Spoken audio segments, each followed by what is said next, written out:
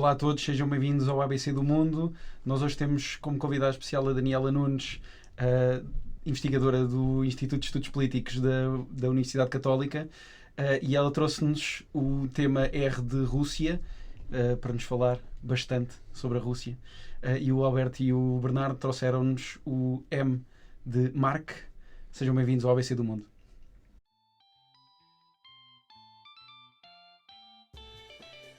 ABC do Mundo, um programa sobre o globo e os seus redondos vocábulos, com Alberto Cunha, Bernardo Valente e Bruno Mourão.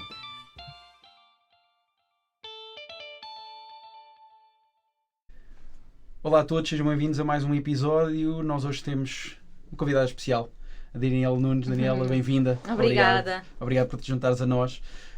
E a Daniela juntou-se ao nosso painel permanente, o Bernardo Valente, o Alberto Cunha e eu, Bruno Mourão, e trouxe-nos o R de Rússia. E Daniela, conta-nos um bocadinho então, porque é que quiseste trazer este tema tão rico. Explica-nos um bocadinho.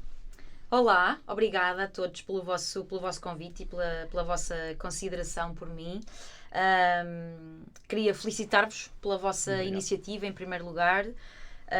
Primeiro porque são jovens, são 3 rapazes interessados por temáticas que nem sempre são do interesse da nossa geração e sobretudo das mais novas. Acho que este é um mecanismo relativamente novo na sociedade e em particular na portuguesa. A questão dos podcasts e também da inclusão de vozes mais jovens no comentário político e no comentário político internacional. Portanto, espero que tenham muito sucesso com esta vossa iniciativa e que consigam chegar a mais pessoas, jovens e não jovens, com o vosso ABC do mundo. Obrigadíssimo. Em relação ao R de Rússia, tenho que vos explicar qual é a razão, sobretudo técnica, que me faz trazer esse tema. É o tema que eu estudo mais, é o tema a que eu dedico mais atenção enquanto académica. Escolho R de Rússia como podia ter escolhido P de Putin ou como podia ter escolhido I de Império, porque a ideia que eu queria trazer aqui hoje tem sobretudo a ver com a morte e a ressuscitação dos impérios, e em particular o russo. Por isso, seria mais sofisticado dizer que o tema que eu trago aqui é como é que um império ressuscita, ou como é que Putin está a tentar ressuscitar o Império Russo, que sabemos que morreu à chegada ao século XIX e que depois ressuscitou uma primeira vez sob a forma de uma união das repúblicas socialistas soviéticas e que depois, à entrada do novo século, do século XXI, ressuscitou uma segunda vez sob a forma de Federação Russa. Mas a ideia é tentar falar um bocadinho sobre como é que Putin está a tentar fazer essa ressuscitação e quem é ele nesse contexto de renascimento, revigoração e revalidação do Império Russo, agora a Federação Russa. Eu queria começar por dizer e por clarificar que, para mim, ele não é um bocadinho como alguns analistas e também como alguns leitores da história da Rússia entendem. Eu não acho que ele é uma anomalia da história da Rússia e da história mais recente da Rússia. Eu acho que ele é uma resposta a essa história mais recente. Ele é uma resposta política, é uma resposta identitária, é uma resposta cultural. Não ao não fim do Império, mas ao não colapso do Império na cabeça dos russos.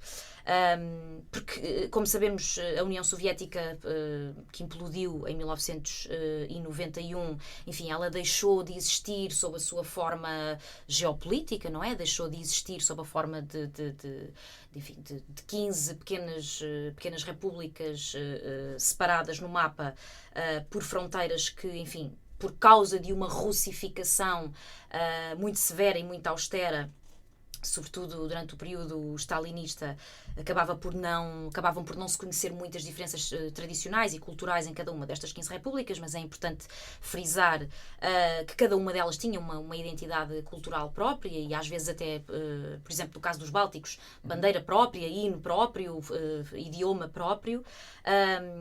Na verdade, isto acabou, não é? Este formato geopolítico acabou em 1991, mas não acabou uma espécie de império enquanto ideal. Não acabou uma cultura imperial e uma identidade imperial. Até porque, é como digo, o império que desapareceu do ponto de vista geopolítico, na verdade, acabou por desenvolver, eu acho que de forma ainda mais exacerbada, uma consciência imperial dos russos, que é ainda mais vigorosa quando está ferida, não é? Quando o orgulho ferido é ainda mais vigoroso do que um orgulho não ferido, não é? E, portanto, eu acho que existe, sobretudo aqui no Ocidente, sobretudo na Europa Ocidental e, obviamente, nos Estados Unidos, como potência inimiga histórica da União Soviética e agora da Federação Russa, existe uma tendência para ver essa dobragem de década, portanto, do final dos anos 80 para os anos 90, com o colapso da União Soviética, uma espécie de implosão muito clara, um fim muito, muito definitivo. E eu acho que isso é quase terapêutico para nós fazê-lo, não é? Isso é quase, aliás, como deve ter sido terapêutico para o Fukuyama escrever sobre o fim da história. Pronto, a democracia ganhou, o liberalismo ganhou, e eu acho que isso, apesar de ser música para os nossos ouvidos, apesar de ser agradável perceber que de facto os Estados Unidos e a democracia liberal venceu o comunismo soviético, os resquícios de uma cultura imperial não desapareceram com este desaparecimento geopolítico. É sobretudo essa a ideia que eu quero trazer, até porque eu acho que o que ficou dessa identidade imperial e o que ficou dessa consciência imperial nos russos, não só na elite, mas também no povo, é o que explica como é que Vladimir Putin ascendeu com tanto apoio popular e continua, aliás, a recolher muito, muito apoio popular nos russos, precisamente porque existe uma psicologia nos russos, própria dos russos, que, aliás, é tratada por historiadores e por escritores, como é o caso do próprio Tolstói. Isso é muito antigo e é muito anterior a Putin, não é? O que explica essa psicologia. Já agora, só para dar aqui um toque de uma personalidade que é, para mim, enquanto académica, muito especial, porque escrevi uma tese de mestrado sobre ele, o Gorbachev, já agora o último líder da União Soviética, escreveu num dos seus livros de memórias, salvo erro, lançado em 1996, escreveu uma coisa que eu acho que é fundamental para entendermos a Rússia dos dias de hoje e para entendermos porque é que ainda há russos que acham que o Putin é que é. Gorbachev dizia que os russos têm uma psicologia esclavagista. E eu costumo ensinar isto aos alunos na universidade. Digo-lhes sempre, não podem escrever isto no teste. Isto é só aqui entre nós na aula. O que é esta psicologia esclavagista? É o que explica que as pessoas, e as pessoas, portanto, as populações, os povos, as sociedades civis, quando não são educadas para liberdades tão básicas como a de expressão, a de associação, a de reunião, a de debate, a de participação na vida política, as pessoas são habituadas e convivem bem com um estágio de rédea curta. Quando se lhes solta a rédea, as pessoas por isso simplesmente não sabem o que é que hão de fazer. E, portanto, é quase como uma criança que fica perdida dos pais no supermercado. E agora? Faço o quê? Não está aqui a minha mãe? Posso fazer o que eu quiser, mas simplesmente não sei o que é de fazer. E, portanto, esta psicologia esclavagista explica um bocadinho porque é que os russos continuam em pleno século XXI e depois do acesso que já puderam ter a toda a informação, aliás, como como nós, de resto, aqui na Europa Ocidental, depois de tudo aquilo que já puderam experimentar, nomeadamente através de viagens e de conhecimento do mundo, quanto mais não seja através da internet, porque é que continuam a achar que um pulso firme é que é bom para gerir o país, a economia, a sociedade, a cultura? E o que é que há no perfil de Putin, especificamente, olhando para ele, que desperta tão fortemente essa cultura russa? Ou seja, o que é que há nesta figura de Vladimir Putin que é tão estimulante para a mente, para o russo que... Eu acho que ele soube gerir muito bem o que lhe caiu nas mãos em 1999. Para já, acho que ele há de ser um homem muito inteligente, muito perspicaz, e percebeu exatamente qual era a figura que tinha que adotar, qual era o papel que tinha que adotar. Ele não prometeu ser um restaurador de sucesso relativamente não só ao que foi o Império, mas também àquilo que tinham sido os anos 90 com Yeltsin. Sabemos que foram anos turbulentos de uma expectativa e de um conjunto de promessas, nomeadamente ligadas à democratização da Rússia, que depois acabaram todas por cair por terra, não é? Não só por causa da figura muito especial que é Yeltsin, não é? Mas também por causa de uma elite política que destruiu a economia da Rússia e que destruiu todas as possibilidades da Rússia vir a integrar-se no nosso mundo. O que eu acho que Putin fez foi muito mais inteligente do que isso. Ele prometeu uma coisa muito mais urgente do que a recuperação imediata da Rússia. Ele prometeu gerir a nostalgia das pessoas. Ele prometeu não regressar à União Soviética, ele não se auto-sabotou a esse ponto. O que ele fez foi entender que as pessoas tinham saudades de grandeza, as pessoas tinham saudades de centralidade, as pessoas tinham saudades de autonomia, e o que ele fez foi, em nome de nada, em nome de império nenhum, em nome de União Soviética nenhuma, só em nome de uma coisa que é comum a todos os russos, que é a mãe Rússia, restaurar tudo isso. Portanto, ele surge como um salvador da pátria que não promete mais do que aquilo que pode conseguir e que não promete muito mais, para além daquilo que ele sabe que é a urgência das pessoas, que é regressar a um momento histórico, um momento da política internacional, do xadrez da política internacional, em que a Rússia é novamente uma voz ativa e uma voz preponderante.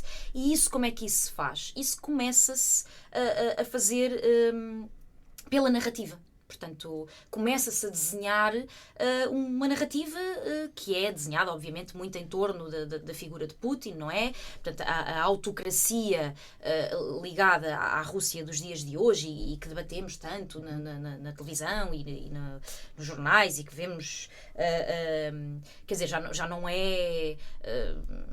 não precisamos hoje em dia de muitas evidências para perceber que, de facto, a Rússia tomou uma deriva autocrática, não é? Em que morrem opositores do regime, são atirados de varandas, são envenenados, portanto, acho que já está muito claro isso. A narrativa que Putin trouxe foi a de não apresentar mais a Rússia como um país em transição, uma realidade em transição, porque essa transição foram os anos 90 e as pessoas fartaram-se mas que raio é isto de transição? Nós somos o quê? Nós somos um meio termo? Ninguém gosta de ser um meio termo, não é? Ninguém gosta de ser um mais ou menos e ninguém gosta de ser um talvez. E, portanto, ele apresentou a Rússia como uma civilização alternativa. A narrativa que ele criou é a narrativa confrontacional.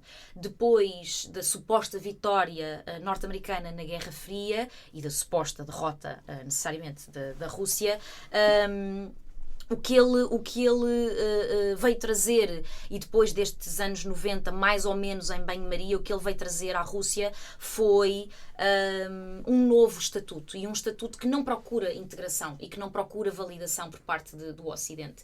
Que eu acho que os anos 90 o que nos fizeram sentir foi um bocadinho isso, não é? A possibilidade da Rússia vir a ser uma de nós, quiçá até falou-se na possibilidade de integrar a NATO, que hoje nos parece uma bizarria, não é? Mas que na altura fazia sentido. E, portanto, o que Putin promete não é um estatuto de integração, é um estatuto de revisão. E é por isso que nós dizemos que ele é um líder revisionista. Portanto, do ponto de vista, se quisermos até lexical e semântico, é daqui que vem a ideia de um revisionismo histórico e de um putinismo revisionista. E eu Daniela, acho... vou só interromper Claro. para abrir aqui a discussão, já voltamos a ti, Claro. para nos explicar ainda mais em detalhe como é que chegamos também de Gorbachev a Putin. Alberto, eu ia abrir primeiro a discussão a ti. A Daniela explicou muito bem que também esta perspectiva de que de fora da Rússia nós temos uma visão completamente diferente também Sim. daquilo que é a Rússia, ou seja, nós estamos quase presos aqui num vidro que não nos permite ver a 100% aquilo que é a Rússia por dentro. Aquela declaração do E- Churchill que a Rússia é uma caixa dentro de um armário, de um enigma dentro de uma caixa, de um armário, e continua a ser. Continua a ser, exatamente. Ou seja, e mesmo numa era, hoje em dia, em que nós temos a informação na ponta dos dedos, em que temos internet, em que temos acesso, teoricamente, a todo o mundo na ponta das nossas mãos no telemóvel, como é que a Rússia ainda consegue manter esta ideia de ser quase inatingível, ou seja, de ser uma verdade quase inatingível? Como é que a Rússia consegue ainda, hoje em dia, principalmente com Putin, manter esta aura? Interessante. Eu gostei muito do que tu disseste sobre a questão das narrativas, e eu acho que os grandes líderes, nomeadamente os grandes líderes autocráticos da história, são, acima de tudo, gestores de narrativas e vendedores de narrativas. E as narrativas são muito poderosas. Nós depois vamos ter uma oportunidade de falar disso, mas um dos meus grandes problemas com a falta de direção política na Europa é que nós não temos narrativa, ou temos várias, mas na verdade não temos e não sabemos vendê-las. E essa narrativa é muito poderosa e continua a ser, e explica também essa opacidade. Gostei muito também do que disseste sobre a questão da mentalidade esclavagista. Nunca tinha ouvido esta expressão, uma expressão boa. Eu queria só fazer aqui... Mas não é minha, atenção, é do Gorbachev. Põe aí os créditos. Pronto, ok. Então eu vou citar o Gorbachev quando usar isso. Queria só fazer, vou ter que fazer uma resenha histórica. O declínio da União Soviética, provavelmente, ou da Rússia como império, e uma pequena discordância que eu tenho, eu acho que a Rússia não é um império neste momento. Tem uma narrativa de império, mas não é um império. É este gap é que é um dos grandes problemas. Um dos meus autores favoritos, que é o Emmanuel Todd, escreveu um livro sobre a situação demográfica da Rússia no final dos anos 70, e ele previu o declínio e a dissolução da Rússia por causa da incapacidade da Rússia de ter uma demografia saudável e o que isso significava em termos do salto económico que não tinha sido dado.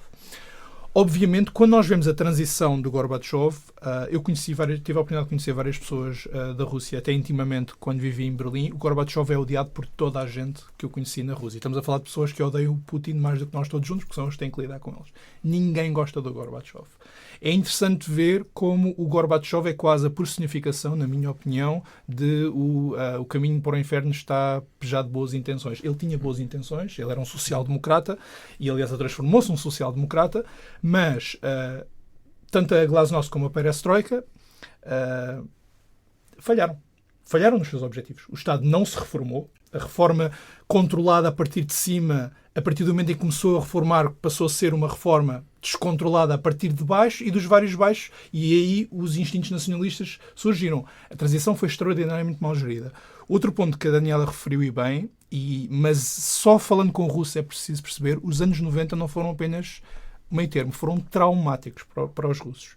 Qualquer pessoa que fale com pessoas da nossa idade que nasceram e que tiveram sua infância nos anos 90, existe também uma série russa que eu vi por causa de amigos meus, que é Criminal St. Petersburg, que tem várias séries em que mostram gangues que roubavam casas, mortes a aparecerem nas ruas. Quer dizer, eles sempre tiveram problemas, mas passaram de uma sociedade fechada e orgulhosa do Império, orgulhoso, para um país do faroeste. Com rédea solta. Com rédea solta. É a história da rédea curta ou da rédea solta, não é?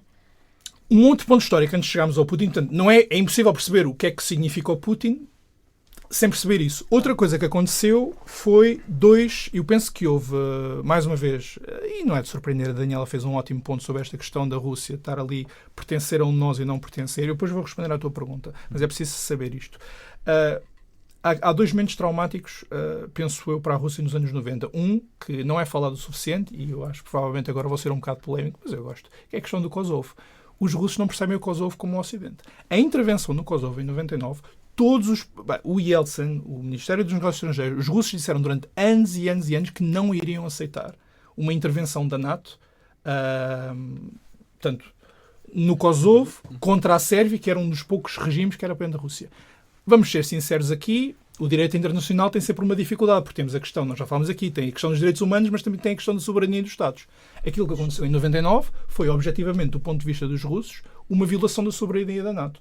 E o outro ponto traumático foi a questão da expansão da NATO para leste. Muito se diz aqui, não ficou nada escrito sobre, em 1990 o que ficou escrito foi que, não iriam existir bases da NATO na Alemanha de Leste, mas o espírito dos acordos de 1990 era que, pelo menos, se houvesse uma expansão da NATO, seria num contexto de Vancouver a Vladivostok, vamos integrar aqui a Rússia em alguma coisa. O que foi feito, na verdade, foi que a expansão da NATO foi feita à medida de que os países da NATO e os Estados Unidos quiseram, e depois inventaram uma coisa chamada Parceria para a Paz, que foi tipo um bombom de consolação. Isto é a perspectiva da Rússia. Russa e que legitima depois também a invasão da Ucrânia. É aqui que chega Putin. Putin chega depois de uma época de rédea solta. O Ocidente, aquelas regras que o Ocidente diz que cria do ponto de vista da Rússia no Kosovo, não são respeitadas. Aquela história que o Ocidente dizia, agora vamos ser um nós, mas ficas aí fora, portanto, tanto a expansão da NATO que não chega à Rússia, e portanto Putin chega aqui. E é instrutivo que Putin chega ao poder, e duas das primeiras coisas que faz é a questão, lembro-me de ver isso na televisão muito novo, da Chechênia. Houve um atentado num teatro em 2000 na Chechênia, em que basicamente se falou que ele podia negociar, e o Putin negociou a Putin, que eles foram lá e mataram os tipos da Chechênia, como fizeram em vários sítios. Ele resolveu, aliás, a questão da Chechênia com uma eficiência brutal, que não temos aqui talvez tempo de falar. E depois houve a questão de Kursk, em que aí viu-se o outro lado da moeda, em que a narrativa sobre o que aconteceu em Kursk, ou a falta de explicações, era mais... E, portanto, qualquer esperança de uma democracia transparente que nunca existiu na Rússia, como a Daniela deu a entender, existiu. É aqui que chega Putin. Agora, chegados aqui, nós temos 2 pontos que eu queria fazer. A questão, na minha opinião, do gap entre a questão imperial, que foi dita muito bem pela Daniela Nunes, e esta mentalidade imperial claramente existe, não só no Putin, não só nos apoiantes do Putin, mas se calhar até algumas pessoas que se dizem democratas na Rússia têm uma mentalidade imperial, só que não existe um império. Porque se a Rússia, vamos começar pelo básico, se a Rússia não detiver a Ucrânia e a Bielorrússia, não é um império. Não é. Eles podem dizer que são. O Helmut Schmidt chamava a União Soviética o Alto Volga com mísseis. É um dos campeões de citações giras para usar. Mas, pelo menos tinham a Ucrânia. A partir do momento em que eles não têm a Ucrânia, eles não podem ser um império. A partir do momento em que eles não têm uma posição de domínio ou de influência no espaço, que é o espaço central para a Rússia, entre a Alemanha e a Rússia não pode ser um império. Qual é a realidade?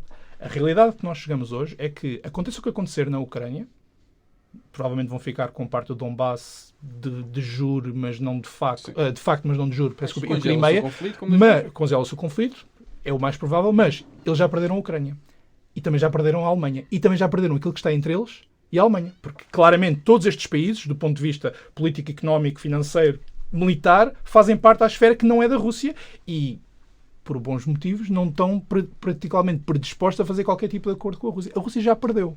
A Rússia, como império, já perdeu. E depois vamos ao terceiro ponto, e com isto me calo. Deixa-me só dizer-te que estou plenamente de acordo contigo. E quando eu comecei por dizer que Putin está a tentar ressuscitar um império, eu não quero com isso dizer que ele está a conseguir, aliás, pelo contrário.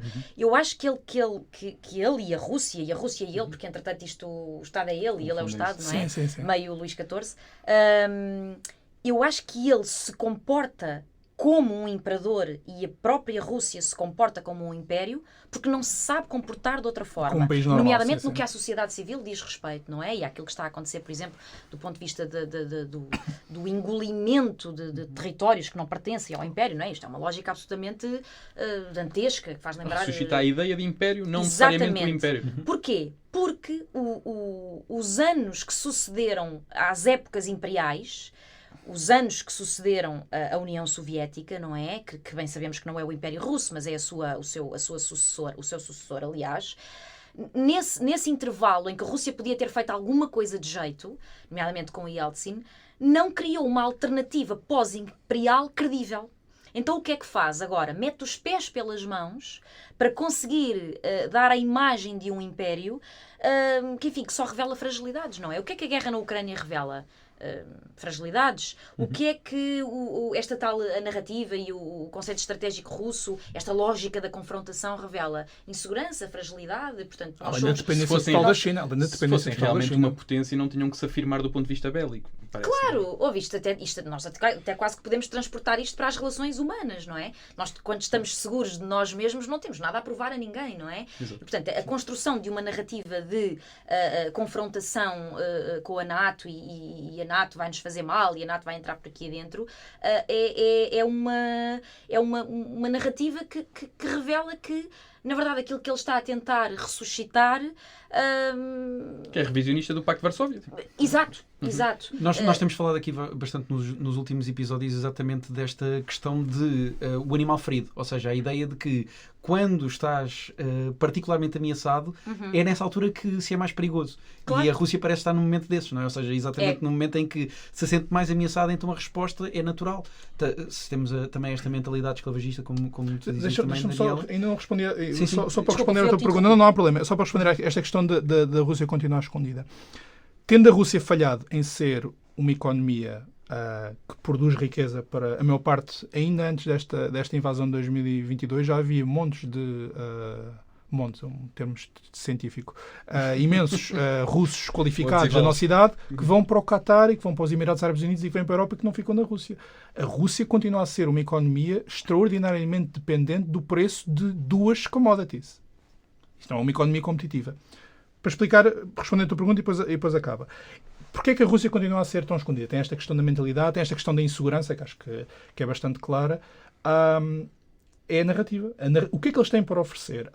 Não existe uma teoria que explique o Putin, mas o mais parecido é o Alexander Dugin, que escreveu uma teoria, diz, euroasianista. Ele tem um livro de 97 que são Os Fundamentos da Geopolítica, que é um livro muito pouco geopolítico, mas é um livro extraordinariamente ideológico. E esta ideia de que nós somos diferentes do Ocidente, e que leva a esta situação que nós ainda hoje não conseguimos perceber a Rússia, não como um fator de insegurança ou fraqueza, nós não pertencemos ao Ocidente e temos que estar mais próximos. Não, nós temos que estar orgulhosos não pertencer ao Ocidente e que esta é a única nossa força. E uma leitura também interessante do livro é: sim, senhor, nós não estamos tão desenvolvidos ou próprios como o Ocidente, mas é porque nós somos diferentes e nós valorizamos coisas diferentes. E o Ocidente decadente valoriza a riqueza e a liberdade de empresa de suceder daquele ponto, mas nós temos um lado espiritual, ou seja, transformar a fraqueza da Rússia, que é uma economia que não é competitiva, fora das grandes cidades, 3 ou 4, é um país extraordinariamente pobre, transformar isso em força, porque é a única coisa que eles têm. É a única coisa que eles têm. E, tendo em conta que tens esta mentalidade imperial e não tens o império, é muito difícil saber como é que este caminho vai ser invertido no futuro. Obrigado, Alberto. E, Bernardo, vou trazer para a discussão, olhando um bocadinho para outra perspectiva. Ou seja, nós temos também posto aqui um bocadinho de perspectiva no exterior, ou seja, olhar de fora para dentro também para a Rússia. Olhando dentro, tu consegues te pôr na pele de um russo, e perceber um bocadinho porque é que Putin tem uma imagem tão diferente e porquê que esta ideia do Império Russo, independentemente de Putin, ainda é uma narrativa tão forte internamente também? Bem, há várias dimensões aí nessa resposta ou nessa pergunta. Parece-me que eu e o Alberto partilhamos aqui uma semelhança ou uma semi-semelhança, que é assuntos do coração nos terem levado a certo ponto para a antiga União Soviética. O Alberto para o centro da Rússia, um bocadinho mais para a periferia, para o Cáucaso, mas de qualquer das formas isso faz com que também acho que tenhamos essa impressão de dentro do Império Soviético, vá lá. Bem, primeiro, parece-me que esta subida de Putin também acontece muito porque o processo de democratização, ou aquilo que seria a democratização, acaba por esbarrar um bocadinho, como a Daniela explicava, nesta ideia de uma trela demasiado longa em que depois não sabemos o que fazer com princípios democráticos, nem como cristalizar essas instituições democráticas do ponto de vista funcional. Então, o que é que acontece? Bom, andamos um bocadinho para onde o vento nos levar, e isso faz com que surjam fenómenos como aconteceu também em Portugal em 1974, que é como é que agora adaptamos uma administração pública a um novo regime político. Bem, temos que cooptar essas pessoas que vinham da antiga administração pública, portanto, que vinham da União Soviética, para o aparelho democrático. Exatamente a mesma coisa que aconteceu em Portugal em 74, não é? Porque é a única forma de tornar a administração pública minimamente funcional nos primeiros tempos. Isso é um dos problemas e por isso é que Vladimir Putin também tem um passado nas forças de segurança russas. Isso parece-me que é o primeiro ponto, aliado, claro, a uma inteligência, uma capacidade intelectual de Vladimir Putin, que colhe muito apoio também dentro da Rússia, principalmente nas fações mais antigas, mais geriátricas, porque tem alguma piada, tem algum humor. O Alberto aqui uma vez falou do Donald Trump e porque é que o Donald Trump, apesar de ser um escroque na arena internacional, acaba por ter... Eu não usei essa expressão. Não, foi uma hipérbole. Mas porque é que o Donald Trump, apesar de ser aquilo que sabemos, bastante bizarro na arena internacional, tem alguma piada e isso cativa algum eleitorado. Vladimir Putin é exatamente a mesma coisa, só que faz de uma forma muito mais subreptícia. Ele agora teve esta ideia dos ativos russos. Para desbloquear os ativos russos, propôs então que ele pudesse usar esses ativos russos para reconstruir em Gaza, agora no âmbito deste Conselho de Paz de Donald Trump, pudesse reconstruir parte de Gaza e também parte da Ucrânia. Apenas e só para desbloquear os ativos russos. Portanto, é esta ideia sempre de muito transacional que Donald Trump também tem, mas Vladimir Putin fala de forma muito mais inteligente, diria eu. E depois é preciso olhar para, agora sim, indo ao Cáucaso e a outras regiões da União Soviética, ou da antiga União Soviética, é preciso perceber que muitos daqueles líderes políticos ainda são reminiscentes e desses líderes fortes da União Soviética, não é? Temos o Aliyev no Azerbaijão, que funciona exatamente da mesma forma do que Vladimir Putin funciona, portanto, esta ideia do homem forte que se perpetua quase de forma dinástica no poder. Temos... o Lukashenko, que é... Bom, o Lukashenko é mesmo um proxy. É um proxy do Vladimir Putin, principalmente na questão da Ucrânia. E temos no Turcomenistão, que não me lembro do nome, mas o homem está lá há 30 anos. Portanto, vemos que estes ditadores se perpetuam no poder e estes ditadores são também ali, de alguma forma, uma almofada de conforto para essa nostalgia da grande União Soviética. Porque é que o Cazaquistão, sendo que era a principal fonte energética da União Soviética, como é que o Cazaquistão, passado tantos anos, ainda não se reconstruiu do ponto de vista económico? Como é que não é uma média potência?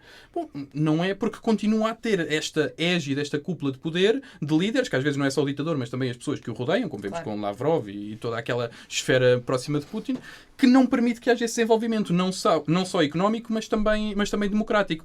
A Arménia, voltando aos assuntos do coração, é um exemplo crasso disso. Porquê? Porque qualquer pessoa que vá à Arménia percebe que quem mete lá o dinheiro, quem são os turistas que realmente consomem, são todos russos. A ideia da Geórgia e da conquista da Geórgia é porque a maior parte dos espaços turísticos famosos na União Soviética pertenciam à Geórgia. E então, por quererem esse acesso ao mar, os russos investem também nesses sítios e portanto, cria-se ali uma dependência, mesmo económica, como é exemplo a Arménia, que não permite também não só o desenvolvimento económico interno dessa periferia, como também o desenvolvimento democrático. Por isso é que a Arménia agora ficou muito feliz quando conseguiu finalmente, não só a paz, bom, não quer dizer que tenham ficado felizes com o desfecho do conflito de Nagorno-Karabakh, mas conseguiram neste momento viver um período de paz e terem um início de democracia. Porquê? Porque é pela primeira vez uma oposição direta àquilo que é a narrativa passada pelo Vladimir Putin ou por outros líderes fortes da região que fizeram acreditar aquelas pessoas com esta mentalidade de esclavagista, fizeram acreditar a essas pessoas que este tipo de ditadura ou de regime autocrático é o fim da história. para eles será o fim da história. Não é o nosso fim da história, Pois. mas a verdade é que também não sabemos qual é o fim da história, porque o próprio Fukuyama já vai dizer que aquilo que sabia sobre o fim da história se calhar vai ter que rever, porque não é bem isto. E pronto, Se e calhar parece-me não, que de certeza, não é? É certeza absoluta. E- O Eddington tinha mais razão do que o Fukuyama, com o choque de civilizações do que o fim da história. É verdade. também foi menos ambicioso. Mas tinha mais razão. Sim, mas pronto, isto para dizer que se percebe que há aqui dois mundos em conflito, se bem que continua a acreditar que a Rússia, apesar de ter esta ideia de império, continua a caminhar para o declínio e continua a caminhar para o papel de potência regional.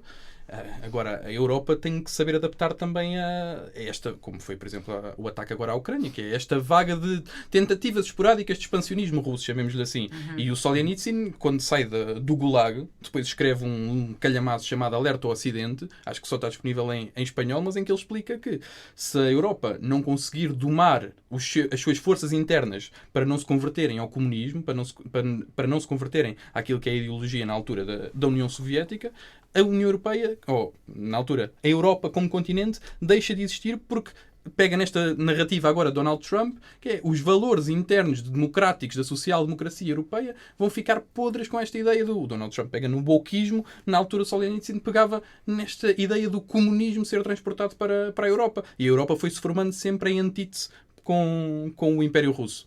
A verdade é que nós agora também temos de encontrar, como Europa, um caminho, porque a partir do momento que não temos antítese ou que a nossa antítese começa a entrar em declínio, temos de encontrar também algo que nos oponha, que neste caso também me parece que sejam os Estados Unidos neste momento, mas pronto, para não divagar muito, a ideia de que o que é que a Europa quer fazer, tendo em conta que, se, por exemplo, agora o conflito ficar congelado, tal e qual como o Alberto estava a dizer, de repente temos uma zona de comércio livre dentro da Ucrânia e vamos ter que eventualmente trazer a Ucrânia para dentro da União Europeia, porque já prometemos que até 2030, se resolverem os problemas de corrupção... Mas é o destino inevitável da Ucrânia. É o destino inevitável da Ucrânia. Mas aí Bernardo, teremos... deixa-me só dizer o seguinte. Um dos nossos problemas, e não quero repetir muito aquilo que tu já disseste, porque já disseste, eu vou só concordar por cima de ti. O problema dessa antítese é que perante ela, nós, europeus, somos sempre a resposta à primeira interação de outrem. Nós não somos o orador original. Claro. Nós somos não o agimos, reagimos. Interlocutor desse orador original. Nós só reagimos sempre.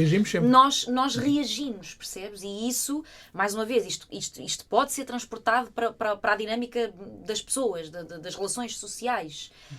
Quem tem a atitude original quase sempre está na mão de cima. Domina aquilo que é a relação entre dois seres humanos, a relação de um professor para uma turma, a relação de um chefe para um súbdito. E, portanto, nesse aspecto, nós somos claramente o súbdito. Porque a Rússia tem uma comunicação centralizada que facilita muito essa tomada de ação, enquanto nós... tem narrativa e nós não temos. Pois não. Sim, porque eu não ia temos uma perguntar narrativa. isso mesmo, Daniel. Ou seja, nós andámos para a frente, mas eu agora queria dar-te outra vez a oportunidade também de nos ajudares outra vez a perceber o contexto. Nós falamos aqui também muitas vezes de propósito, ou seja, Sim. da falta de propósito que a Europa tem neste momento, excluindo a Rússia. A União Europeia, falta de propósito. A falta dessa capacidade de agir em conjunto e de dar o primeiro passo.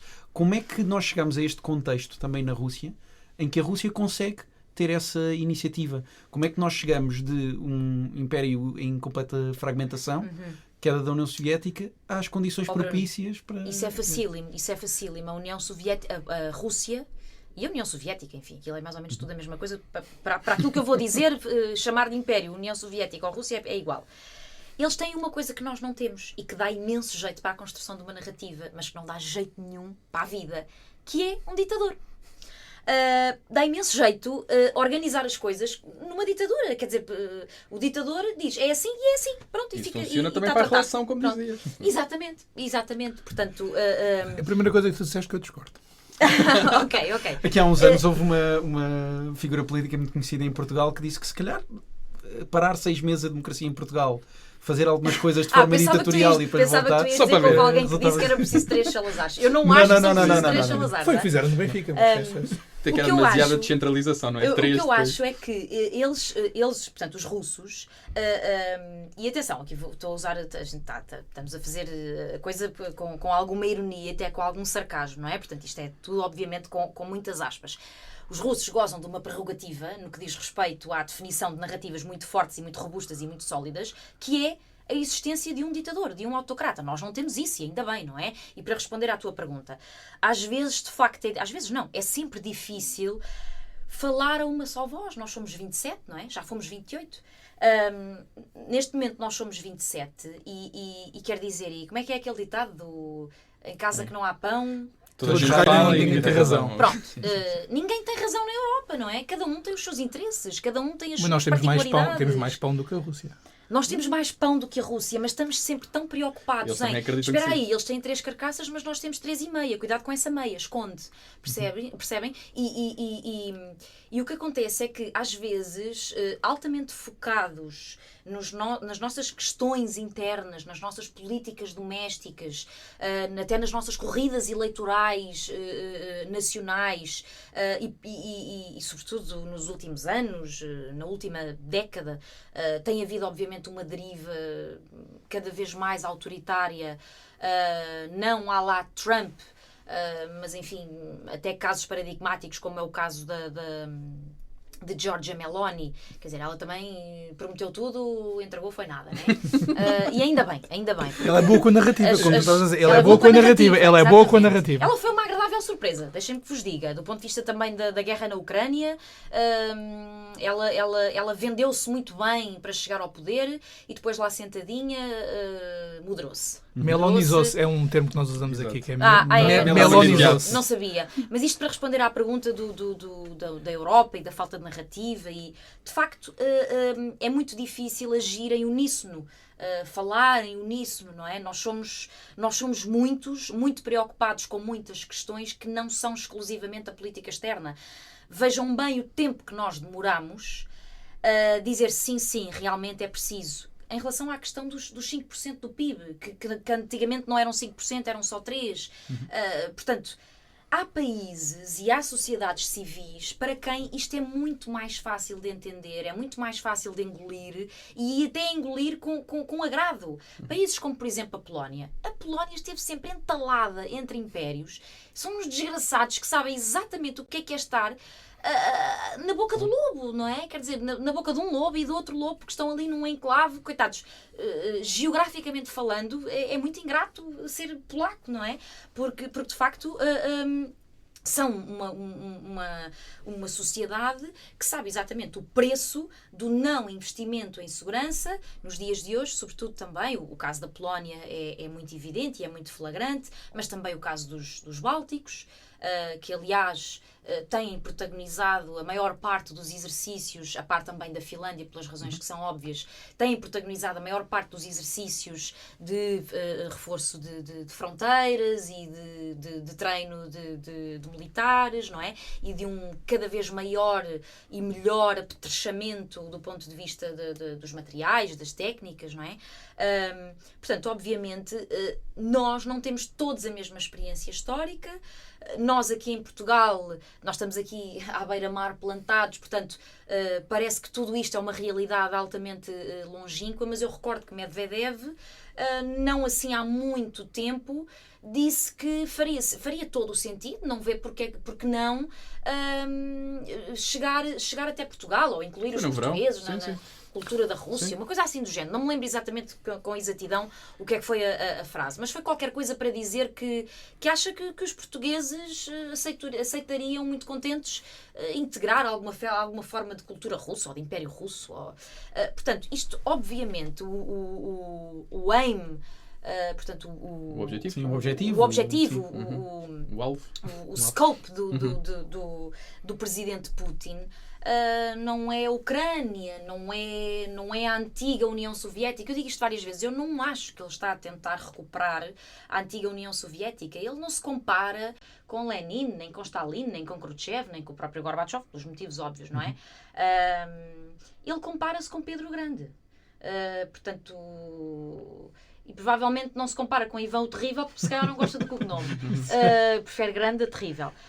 Mas quer dizer, eu acho que é sempre difícil competir, embora seja obrigatório, não é? Até porque, quer dizer, nós somos Nós estamos pela liberdade e estamos pela democracia, portanto, como é óbvio, somos sempre a favor do consenso, mesmo a 27 vozes, em detrimento da ditadura, da autocracia e da decisão e do poder de um homem só.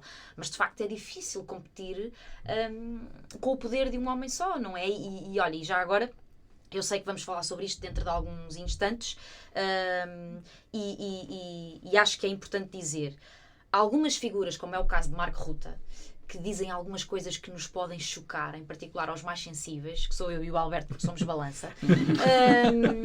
E eu acho que ele muito pessoal este podcast. Eu acho que Mark Rutte é a pessoa que pode aqui personificar uma via del mezzo entre a necessidade de aceitar que, de facto, a Rússia goza desta tal prerrogativa que é ter um homem à frente do poder, ter um pulso firme à frente do poder, e nós não, e perceber também que, de facto, se não existirem vozes firmes a dizer assim, não, nós estamos na mão de baixo, é preciso fazer isto. Aliás, ele agora em Davos, ele foi particularmente realista, pragmático, disse assim umas coisas que obrigam a um choque de realidade. Depois também a contrastar com um conjunto de outras figuras que eu acho que também vamos falar nelas. Ele pode ser aqui uma figura desbloqueadora neste momento que pode ser de alguma inércia na medida em que não sabemos o que é que devemos de fazer com tantas opiniões e com tantas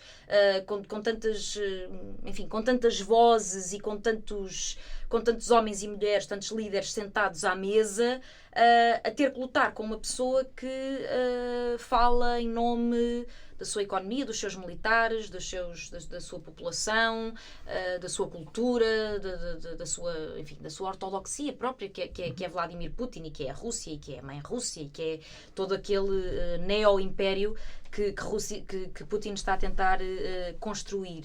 Porventura será importante responder com algum pragmatismo, mesmo que esse pragmatismo às vezes nos choque um bocadinho. Porventura será importante responder a estes desafios com algum pragmatismo, e isso implica também ter que vergar um bocadinho a mola perante outras figuras, como é o caso de Donald Trump, não é? Sabemos que Mark Rutte tem, eu não vou dizer particular simpatia em relação a Trump, mas o que é facto é que ele tem facilidade em entender as estupidezes do Donald Trump. Trump tem o Mark Rutte com uma trela curta também, não é? Já vamos entrar nesse tema. Já vamos entrar nesse tema. Não vamos Ok. pisar o próximo tema. Alberto, eu ia te perguntar qual é a razão da discordância. Porque é que tu disseste que discordavas? Porque eu acho que não é a questão deles terem esta narrativa ou este propósito não tem a ver com o facto de ser o ditador, é ao contrário. O ditador é que é o resultado. Tem a ver com a cultura dos russos. Tem a ver com a cultura da Rússia. E aqui nós podemos usar dois conceitos, que é a vontade nacional e é a narrativa histórica. Existia nos anos 60, 70 uma fórmula de Klein para medir o poder dos Estados. É uma nerdice, eu adoro estas coisas. E um dos critérios, que é quase impossível de medir, é o da vontade nacional. Eu não consigo atribuir um número, mas a Rússia tem muito mais vontade nacional, de um projeto nacional, para bem e para mal, do que a esmagadora maioria dos países europeus. Isto está ligado também à narrativa histórica. Os russos, mesmo fazendo parte de um país que é objetivamente, sob todos os pontos de vista, muito mais pobre e menos próspero do que todos os países da União Europeia, todos, não é sequer perto. Já na União Soviética, aliás, as repúblicas bálticas eram mais ricas do que as pessoas que viviam na Rússia, mas eles têm um orgulho da história. Eles têm um orgulho da história russa. E com isto concluo, quando nós comparamos com a Europa, existe uma grande dificuldade de a narrativa histórica de Bruxelas deixar de ser uma narrativa só das elites e ser abraçada pelos europeus. É verdade, é uma coisa que provavelmente a mim entristece, mas é verdade. Não há uma narrativa histórica. Quer dizer, não há uma história da Europa. Há uma tenta-se história criar, das ideias políticas da Europa. Tenta-se criar e depois existem naturalmente, não percebam mal, pontos bons com o questionar de muitos erros históricos que nós fizemos na Europa, mas às vezes falta um balançar de perceber que nós também fizemos coisas muito boas, ou pelo menos uma narrativa que contextualiza as coisas boas com más. Ora, a Rússia tem uma narrativa histórica que é aceita por todas as pessoas. Para mim, é uma discordância da ordem. O Putin é o resultado desta cultura e desta vontade nacional que estava adormecida ou entorpecida nos anos 90, mas que sempre existiu. Não é ele que a impôs. Eu acho que ele beneficiou disso que já existia. E quando eu eu, quando conheci pessoas da Rússia, todas elas apoiantes da democracia, pessoas que iam a concertos de apoio ao Navalny em Berlim, eu percebi que, em termos desta mentalidade, eles também a tinham. Não era preciso ser apoiantes do Putin. Sim, Bernardo, também temos de fechar entretanto este tema. Sim. Eu vou só dar a última palavra à Daniela, mas vai. Não, mas diz-me, ou seja, tu concordas mais com o Alberto ou com a Daniela no sentido de Putin é um sintoma da doença ou é a doença? Ou seja, Eu acho que neste caso, normalmente a ação é do Alberto e a minha reação. Ao contrário, a minha é a ação e a reação é do Alberto. Hoje vai ser ao contrário, porque acho que concordo mais com a Daniela no sentido em que esta perspectiva que o Alberto traz, e isto dava para outro episódio, mas esta perspectiva que o Alberto traz parte do princípio que há comunidades que se imaginam como predestinadas a um tipo de leitura política, a um tipo de poder político. E isto torna quase a ditadura ou a autocracia como pré-determinada. É obrigatório. Sim. Não é, mas ajuda a explicar. Não é por acaso, eu não quero entrar em determinismo histórico, mas não é por acaso que a democracia desenvolveu-se em certos países e não noutros países, e não é por acaso que a democracia, como nós entendemos, sempre teve muita dificuldade em países como a Rússia. Não é por acaso. Mas aí estamos a olhar para o fim da história. Não, o fim da história. Não há fim da história. Calma, há as períodos de culturas são transição mais diferentes. complexos. As culturas são diferentes. E só uma coisa. Acho que se pagar seria um episódio muito interessante. Como é que a cultura muda?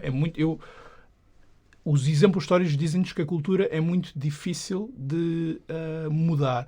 Quando é que muda? Quando tu tens um choque que obriga a sociedade a mudar, como, por exemplo, a Alemanha teve um choque óbvio, que o país foi completamente estilhaçado, não foi derrotado. A Alemanha foi derrotada em 1918 e foi estilhaçada em 1945. E o Japão, que levou com duas... A Rússia teve vários episódios desses, mas ainda não saiu da autocracia. É verdade. Claro que mudou o tipo de autocracia, mas não saiu da Em autocracia. 90 poderia ter havido esse choque, mas a cultura russa resistiu. É esse o meu ponto. A cultura russa, que permitiu que uma pessoa como o Putin chegasse ao poder e se mantivesse no poder, eu não acho que foi ele que construiu isso. Eu acho que é a cultura que estava adormecida nos anos 90, mas que existia lá, foi ela que permitiu que um tipo como o Putin chegasse ao poder e consolidasse ao poder. Não é ao contrário. Então, isso leva-me a outro aspecto, que é, então, quando desaparecer o Putin, continuamos com a mesma cultura. Vamos ter mais um líder forte? Vamos ter mais... Provavelmente, se nós olharmos para a teremos história, uma transição para a democracia?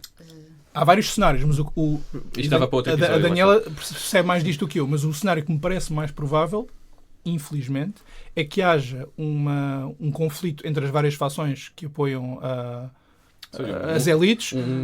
Um Trotsky-Stalin remake. Portanto, basicamente, o filme da morte do Stalin vai ser o filme da morte do Putin e depois um desses homens fortes vai consolidar após alguns anos. Provavelmente é o que vai acontecer. Deixa-me só dizer uma coisa, Daniel, antes de terminar. Há outro ponto aqui que também não vou trazer à agenda, mas é para falarmos muito brevemente, que é esta ideia de Vladimir Putin ver-se como Pedro. Creio que tem também reflexo naquilo que é a postura do próprio Putin e da Rússia neste momento no Ártico. Ou seja, mesmo sabendo que é uma potência regional, não quer abandonar o Ártico. Porquê? Porque, primeiro, lá está um potencial económico enorme e energético, mas depois também porque perderam o Alasca na altura, e perderam o Alasca numa fase em que o Império Russo estava em claro declínio e tiveram que o vender por uma bagatela aos Estados Unidos, e depois nunca foram tidos nem achados nestas negociações do Ártico pós-queda do Império Russo. E parece-me que por isso também Vladimir Putin procura um bocadinho esta ideia de se expandir para o Ártico ou de não querer abandonar totalmente aquilo que são as suas pretensões no Ártico. Sim, Daniel, só uma última palavra aqui. Eu só ia gastar um minuto para dizer que eu não estou em desacordo contigo. Eu aceito e concordo a ideia de que Putin, como é que tu puseste a coisa? Não é um animal ferido, não ou é seja, a doença. Pode ser a doença ou um sintoma da doença. Pois, eu de facto acho que eu posso concordar que ele surge como uma resposta na medida em que as circunstâncias em que ele aparece mais ou menos conduziram a essa inevitabilidade. A alternativa aos traumas dos anos 90 só podia ser um homem forte. Sim. Outro bêbado não convém, não é? Pronto. Portanto, só podia ser um homem que transmitisse aquilo que Mas ele porque é a transmitiu. Rússia, noutro país, se calhar seria diferente. Noutro país, com outra cultura e outra história, se calhar seria diferente.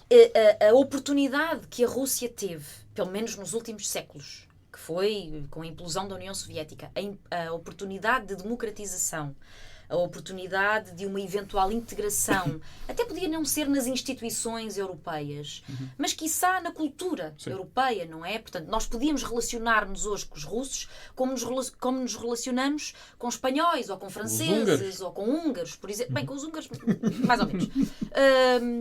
Portanto, se calhar essa oportunidade perdeu-se porque a figura que substituiu Gorbachev, quer dizer, também não soube gerir as coisas, não é? Não soube aproveitar essa oportunidade, não porque quisesse adotar o papel que Putin, então, 10 anos depois, ou 9 anos depois, viria a adotar, mas porque não tinha carisma, estava mais preocupado com outras coisas, não é? Quer dizer, aquela decadência, aquela geriatria própria das figuras do Partido Comunista da União Soviética foi perfeitamente herdada por Yeltsin na recém-nascida Federação Russa, não é? E, portanto, a alternativa a um homem como ele, decadente, muito ligado a esquemas de mulheres e de bebida e de sei lá mais o quê. Estás a focar muito esse ponto. Não, porque eu acho que, repara, que quer dizer, venha ao diabo e escolha, não é? Entre tu teres um autocrata e teres um não autocrata como Yeltsin, que te deixa cair uma na pessoa de bancarrota, inaptidão completa, na não é? amargura social, na amargura cultural, não é? Porque é mesmo como o Alberto estava a descrever, os anos 90 foram traumáticos para a Rússia, quer sob este ponto de vista dos gangues, dos roubos, da droga, da bebida. Venderam o Estado, venderam o as petróleo. crianças dos anos 90, as crianças, portanto, os jovens, miúdos com 12, 13, 14, 15 anos da Rússia, desta altura, portanto, desta Rússia dos anos 90, tiveram oportunidades diariamente de se espalharem ao comprido na vida, não é? Portanto, não cresceram, por exemplo, como nós. E não cresceram como os pais que cresceram na União Soviética, não é? Também privados de uma série de coisas. Mas lá está, entre a privação, que é a rédea curta, e a desbunda, que é também pouco académico este termo, Que é um político bêbado e desbunda, não, estamos bem. E a rédea solta, a distância é tão grande que acaba por ser um bocadinho aquela história da ferradura do cavalo, não é? Quer dizer, é como aos petropolíticos, os extremos quase que se tocam e estão muito, muito próximos um do outro e encontram semelhanças. Portanto, eu acho que sim, eu acho que consigo concordar quando tu dizes que Putin é uma resposta. Sim, ele é uma resposta a uma circunstância que pedia uma figura como ele. E para responder ao teu repto, eu acho que um dia que ele desapareça, que ele morra, que ele enfim, que seja preciso substituí-lo na Rússia, das duas uma. Ou ele vai deixar essa herança assegurada, portanto ele vai fazer questão que o seu legado, portanto, fique entregue a uma pessoa que já está a assumi-lo mesmo sem nós sabermos, não é? Que já está a engrenar no processo de subida ao poder um dia. Não sabemos se demora 1 ano, se demora 10, se demora 20. Mas normalmente a ruindade prolonga os anos de vida às pessoas. Ou isso já está a acontecer nos bastidores e nós não sabemos, ou então, tendo em conta a desgraça económica, geopolítica, portanto a Rússia não está a conseguir ter o domínio sobre a Ucrânia que julgava conseguir ter, não é? Já lá vão, aliás, de poucos dias, já lá vão 4 anos. A alternativa, depois da morte de Putin, será alguém igual a ele para tapar o buraco por ele deixado. Portanto, não há de ser por via de um salvador democrata que de repente a Rússia vai recuperar, a menos que admita todas as suas fragilidades, a menos que admita que de facto foi um erro ter invadido a Crimeia e o Donbass. Quer dizer, não estou a ver que surja uma figura que diga assim: eu estou disponível para corrigir tudo isto foi um erro, nós agora vamos tomar uma deriva completamente diferente. Eu acho que isso é um cenário mais ou menos utópico. O que será de esperar é alguém que, mesmo que não tenha sido preparado por ele, venha quase que em nome dele e da memória dele tapar o buraco que a derrota na Ucrânia... Derrota, quer dizer, estou a assumir que a Rússia vai ser... que não vai levar a sua avante, não é? Mas quer dizer, pelo menos do ponto de vista do timing, não vai levar a sua avante. Os russos achavam que iam tomar Kiev em dias. E isso não foi possível, como de resto não está a ser possível tomar o Donbass, pelo menos em 4 anos. Vamos ver daqui para a frente. Então achas que vão fazer um bocadinho como fez o Comitê Central na altura da morte do Stalin? Pois bem, quem é aqui o menos impactante, o menos mediático, que possa ocupar aqui um vazio de poder e respeitar a memória histórica deste líder? E pronto, escolhem Se fizerem isso, será simpático para nós, porque o Khrushchev fez tudo, menos respeitar a memória histórica do Stalin. Sim, é verdade. Já agora uma Mas o curiosidade objetivo histórica. era esse. Foi o Khrushchev que seguiu ao Stalin, o primeiro líder soviético, provavelmente o primeiro soviético, porque os outros não se atreviam por medo, A denunciar os crimes a dele. denunciar o stalinismo como sendo um regime de terror. Foi a primeira vez que isso aconteceu e até posso dizer, foi no dia 25 de fevereiro de 1956. No Congresso Está do Partido quase Comunista. a fazer anos no 20º Congresso do Partido Comunista da União Soviética.